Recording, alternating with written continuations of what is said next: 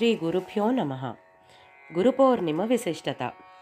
సదాశివ సమారంభం వ్యాసశంకర మధ్యమం అస్మదాచార్య పర్యంతం వందే గురు పరంపరాం.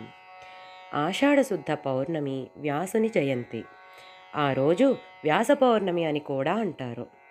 పరాశరునికి జన్మించిన వాడు వ్యాసుడు. పరీక్షిత్తు మహారాజునకు 7 రోజులలో భాగవతం వినిపించిన సుకునికి జనకుడు. వ్యాస పౌర్ణమిని గురు పౌర్ణమి అని కూడా పిలుస్తాము. హిందూ మత ప్రచారం చేసిన సనాతన ధర్మ ప్రచారకుడు మొట్టమొదట వ్యాసుడు. వ్యాసుడు మహాభారతాన్ని రచించాడు. భాగవతాన్ని రచించి మనకు ఆదర్శనీయుడయ్యాడు. అజ్ఞానమను చీకటిని పారద్రోలి జ్ఞానమనే వెలుగును ప్రసాదించువాడు సద్గురువు. శ్రీరామునికి వశిష్ఠులు, శ్రీకృష్ణునికి సాందీపులు గురువులని మన పురాణాలు చెబుతున్నాయి. సనాతన ధర్మాన్ని ప్రపంచం నలుమూలలా చాటిన జగద్గురువు ఆదిశంకరులకు కూడా గోవిందగౌడపాదులు గురువులు. అట్టి సద్గురువు వ్యాసుని స్మరించే రోజు, ఆయన అనుగ్రహాన్ని కోరిన రోజు వ్యాస పౌర్ణిమ.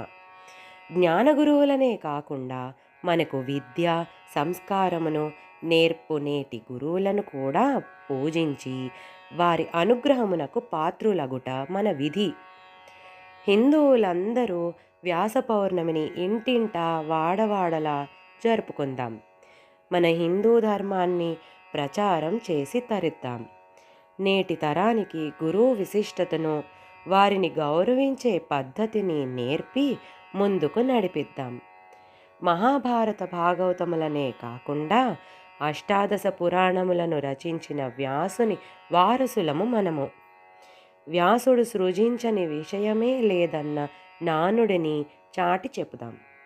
వ్యాసునికి ప్రణామములను సమర్పిద్దాం. శ్రీ గురుభ్యో నమః.